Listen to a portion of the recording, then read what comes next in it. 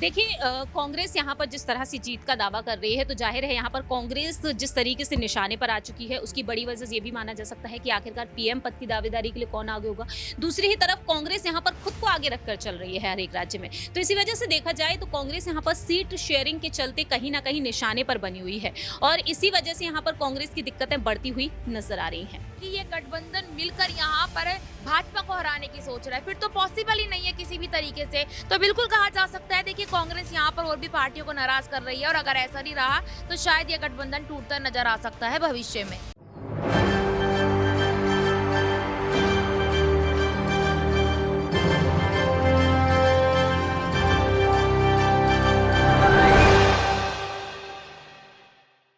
नमस्कार, ESPN 9 news आप देख रहे हैं। आपके साथ मैं हूं अक्षय अग्रवाल। 2024 के आम चुनावों में अब बहुत ही कम वक्त रह गया है। जल्द ही यहां पर 24 के लोकसभा चुनावों की तारीखों का ऐलान होने वाला है। लेकिन जैसे यहां पर 24 के लोकसभा चुनावों का जिक्र आता है तो उसके बाद तुरंत जिक्र आता है इंडिया गठबंधन का। देश के 28 राजनीतिक दलों ने मिलकर एक साथ जो बीजेपी और एनडीए के खिलाफ विपक्षी गठबंधन तैयार किया है उसको नाम दिया है इंडिया गठबंधन। लेकिन जहां इंडिया गठबंधन का जिक्र आता है तो यहां पर जिक्र आता है इंडिया गठबंधन के अंदर जो राजनीतिक दल है उनके आंतरिक कलह का। जब से यहां पर इंडिया गठबंधन बनकर तैयार हुआ है तो शुरुआत से ही यहां पर उन राजनीतिक दलों के आंतरिक कलह की बातें भी लगातार सामने आ रही है। इसी बीच यहां पर एक और बड़ी बात यहां पर निकलकर सामने आई है। हाल ही में अखिलेश यादव ने इंडिया गठबंधन को लेकर एक कड़ी टिप्पणी की है और वो भी मुख्य रूप से उन्होंने कांग्रेस पर कड़ा हमला किया है। दरअसल मध्य प्रदेश विधानसभा चुनावों को लेकर यहां पर इंडिया गठबंधन की कांग्रेस और समाजवादी पार्टी के बीच कहीं ना कहीं एक वादा हुआ था कि यह समाजवादी पार्टी को एमपी की 6 सीटें कांग्रेस देने वाली है, जिस पर अखिलेश यादव ने आज ही एक बयान देकर इस बात का खुलासा किया है। अखिलेश यादव ने बताया कि यहां पर कांग्रेस के द्वारा वादा किया गया था और रात को 1-1 बजे तक, रात को 2-2 बजे तक समाजवादी पार्टी के नेताओं को जगाए रखा। पार्टी के नेताओं को बुलाया गया कमलनाथ और दिग्विजय सिंह के द्वारा कि आपको हम 6 सीटें मध्य प्रदेश की देने वाले हैं। लेकिन जब यहां पर सूची का ऐलान होता है तो अखिलेश यादव की समाजवादी पार्टी को कांग्रेस के द्वारा कोई सूची नहीं मिलती। इसके बाद यहां पर अखिलेश यादव खुद से ही समाजवादी पार्टी की ओर से मध्य प्रदेश की 9 विधानसभा सीटों पर अपने प्रत्याशी उतारने का ऐलान कर देते हैं, जिसके बाद कहीं ना कहीं यह अटकलें और ज्यादा बढ़ जाती है कि इंडिया गठबंधन में दरारें बढ़ रही हैं। लेकिन जिस तरह से आज अखिलेश यादव का बड़ा बयान सामने आया है उसने इन अटकलों को और ज्यादा हवा दे दी है। अखिलेश यादव ने सीधे तौर पर यहां कहा कि कांग्रेस एक तरह की धोखेबाज पार्टी है। दरअसल हुआ क्या कि मध्य प्रदेश चुनावों को लेकर के कांग्रेस उत्तर प्रदेश के अध्यक्ष अजय राय ने एक तीखा प्रहार यहां पर समाजवादी पार्टी पर किया, यह कहते हुए कि समाजवादी पार्टी की हैसियत नहीं है कि उसे मध्य प्रदेश में सीटें दी जाए। बस फिर क्या था, इसके बाद यहां पर अखिलेश यादव मानो अपना आपा खो बैठे और उन्होंने यहां पर जमकर अजय राय और कांग्रेस को लपेटे में ले लिया। अजय राय का जिक्र करते हुए यहां पर अखिलेश यादव ने कहा कि अजय राय आखिर है कौन, वे इंडिया गठबंधन की कितनी बैठकों में शामिल हुए, वे यहां पर कितनी बैठकों में पहुंचे जो वे इस बारे में बात कर रहे हैं। और वाकई में यहां पर अजय राय की इंडिया गठबंधन में कोई हैसियत नहीं है। लेकिन यहां पर जिस तरह से अखिलेश यादव ने इंडिया गठबंधन पर और खास तौर पर कांग्रेस पर तीखा प्रहार किया है, अब ये यहां पर अटकलें और ज्यादा बढ़ गई है कि अब अखिलेश यादव 28 राजनीतिक दलों में पहले ऐसे राजनीतिक दल समाजवादी पार्टी होने वाली है जो इंडिया गठबंधन से अपने पैर पीछे खींच लेगी। इसे ऐसे ही कुछ ऐसा सवाल है जो लगातार यहां राजनीति में गरमा रहे हैं। इंडिया गठबंधन को लेकर ऐसे तमाम सवालों के जवाब आज हम अपने न्यूज रूम से ही तलाशेंगे। यहां पर नेहा मौजूद है, नेहा से पूछते हैं।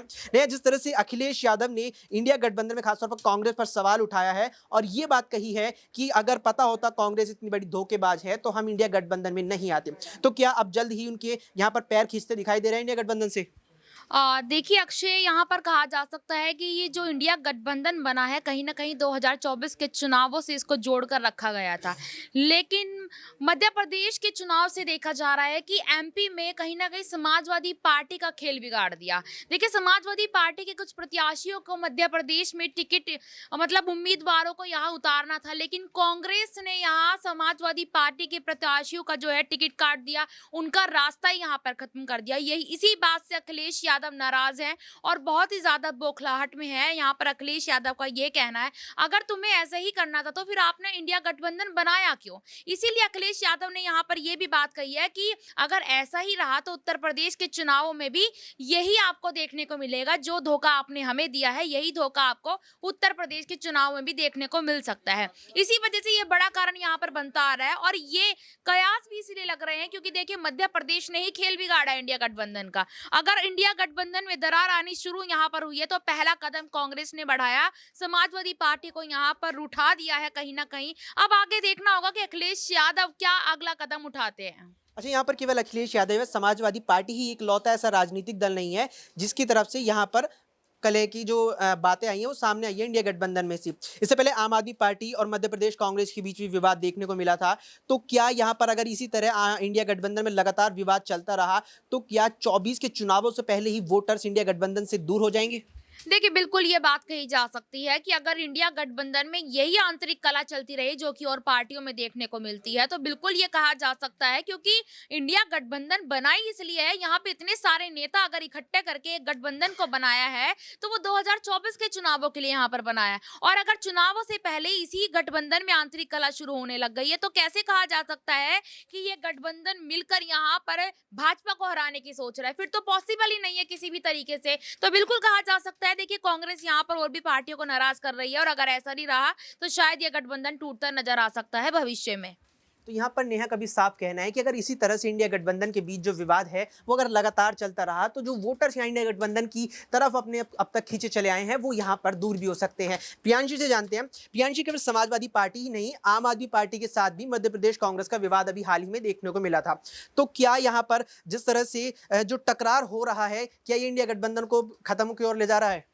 देखिए, जिस तरह से अखिलेश यादव ने जो मांग की है मध्य प्रदेश के विधानसभा चुनाव को ध्यान में रखते हुए कि विधानसभा सीटें जो 9 प्रत्याशियों को उन्होंने मैदान में उतारा था और कांग्रेस ने जिस सीट से अपने प्रत्याशी को उतारा है उसी सीट से यहां पर अखिलेश यादव ने भी, लेकिन उनकी मांग यहां पर सीटों को लेकर रही। अब अखिलेश यादव साफ तौर पर जिस तरह से कह रहे हैं कि यूपी में विधानसभा स्तर पर देखा जाए तो ये गठबंधन कहीं ना कहीं यहाँ पर टूटने की कगार पर इस वजह से पहुंच सकता है, क्योंकि यहाँ पर अखिलेश यादव की जो नाराजगी है वो कई हद तक मायने रखती हुई नजर आ रही है। क्योंकि यहाँ पर देखा जाए, अभी बात मध्य प्रदेश की है, लेकिन बात अगर की जाए यूपी के बारे में तो लोकसभा चुनाव जो 2024 में होंगे, उन 24 में होने वाले लोकसभा चुनाव को मद्देनजर रखते हुए यहाँ पर सबसे अहम बात है यहाँ पर उत्तर प्रदेश की सियासत। और यहाँ पर देखा जाए 80 लोकसभा सीटें हैं, तो 80 लोकसभा सीटों पर यहाँ पर जीत का दावा कांग्रेस किस तरह से करेगी? क्योंकि बड़ी बात तो ये भी निकलकर सामने आती है अक्षय कि विधानसभा चुनाव जब यूपी में हुए थे वहां पर कांग्रेस एक सीट पर सिमटती हुई नजर आई, और आज देखा जाए कांग्रेस जब भारत जोड़ो यात्रा निकालती हुई नजर आई थी, महज 3 दिनों के लिए भारत जोड़ो यात्रा निकली थी,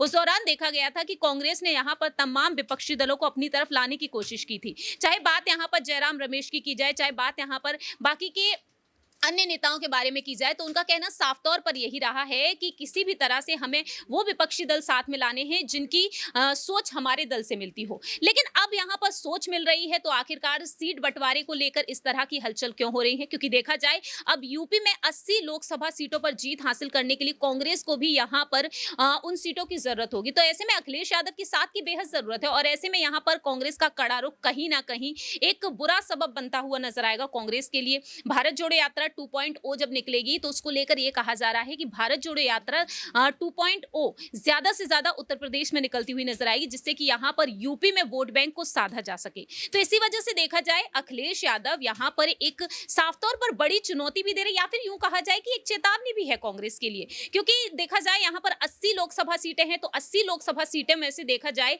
जिस तरह से मायावती को लेकर अटकलें तेज हुई थी कि वह इंडिया गठबंधन से ये बड़ी शर्त रख सकती हैं तकरीबन 40 सीटों पर उनका कब्जा देखने को मिले, लेकिन उन अटकलों को उन्होंने खारिज कर दिया।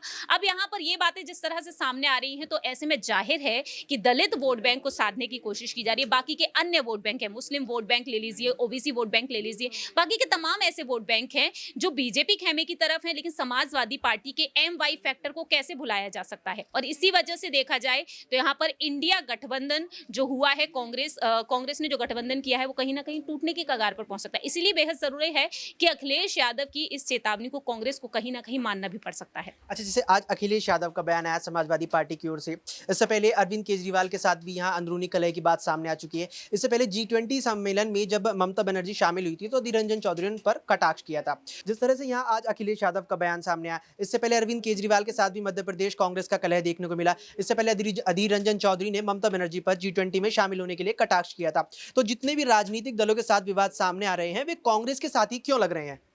देखिए कांग्रेस यहाँ पर जिस तरह से जीत का दावा कर रही है तो जाहिर है यहाँ पर कांग्रेस जिस तरीके से निशाने पर आ चुकी है उसकी बड़ी वजह ये भी माना जा सकता है कि आखिरकार पीएम पद की दावेदारी के लिए कौन आगे होगा। दूसरी ही तरफ कांग्रेस यहाँ पर खुद को आगे रखकर चल रही है हर एक राज्य में, तो इसी वजह से देखा जाए तो कांग्रेस यहाँ पर सीट शेयरिंग के चलते कहीं ना कहीं निशाने पर बनी हुई है और इसी वजह से यहाँ पर कांग्रेस की दिक्कतें बढ़ती हुई नजर आ रही हैं। एक आखिरी सवाल मैं आपसे लेना चाहूंगा कि 2019-20 में हुआ नागरिकता कानून के विरोध में आंदोलन, उसके बाद किसान आंदोलन हुआ, उसके बाद ओपीएस एनपीएस को लेकर दिल्ली में प्रदर्शन हुआ। तो मुख्य रूप से ये 3 मुद्दे और उसके अलावा और भी जो विरोध प्रदर्शन अब तक बीजेपी सरकार को लेकर हुए हैं, तो क्या ये बीजेपी सरकार को बैकफुट पर ला चुके हैं? देखिए फिलहाल तो ऐसा नजर नहीं आ रहा है अक्षय, क्योंकि यहाँ पर ऐसे कई मुद्दे हैं जो कहीं ना कहीं देश विकास की तरफ बढ़ता हुआ नजर आया है। तो जब भी सत्ता में कोई भी पार्टी आएगी तो जाहिर है कि उसके अगर पॉजिटिव पॉइंट्स भी है तो उसके नेगेटिव पॉइंट्स भी देखने को मिलते हैं। तो वही बीजेपी के साथ देखने को मिल रहा है। अगर कांग्रेस जब सत्ता में थी तो जाहिर है उस वक्त भी देखा गया था कि कांग्रेस भी आलोचनाओं का सामना करती हुई नजर आई थी। तो 24 में देखा जाए, सर्वे रिपोर्ट्स पर रुक किया जाए, चाहे यहाँ पर जमीनी स्तर पर उतर कर देखा जाए, तब भी यहाँ पर बीजेपी की ही जीत नजर आ रही है। तो सुना आपने यहाँ पर कई मुद्दे हालांकि हैं जो कहीं ना कहीं बीजेपी सरकार को बैकफुट पर दिखाते हैं कि हाँ, बीजेपी सरकार लोकसभा चुनावों में बैकफुट पर है और कहीं ना कहीं हार की ओर भी बढ़ रही है। लेकिन ऐसे ही कई विकास के मुद्दे हैं और भी कई मुद्दे हैं जो बीजेपी सरकार को बहुत आगे लाते हैं, इंडिया सरकार को बहुत आगे लाते हैं। इसके अलावा इंडिया गठबंधन में जो लगातार आंतरिक कलह की बातें सामने आ रही है, जो लगातार राजनीतिक दलों में विवाद देखने को मिल रहा है, वो कहीं ना कहीं वोटर्स को भी इंडिया गठबंधन से दूर कर देगा। इसके अलावा वो यहाँ पर इंडिया गठबंधन को हार ही नहीं बल्कि एक बार फिर से जो हाल 2019 के चुनावों में महागठबंधन का हुआ था वही इंडिया गठबंधन का भी 2024 में देखने को मिल सकता है। लेकिन इस सब से पार पाने के लिए इंडिया गठबंधन को पहले अपने आंतरिक कलह से पार पाना होगा। फिलहाल के लिए इस पेशकश में इतना ही। देश और दुनिया की तमाम खबरों को लेकर अपडेट रहने के लिए आप देखते रहिए SPN9 न्यूज।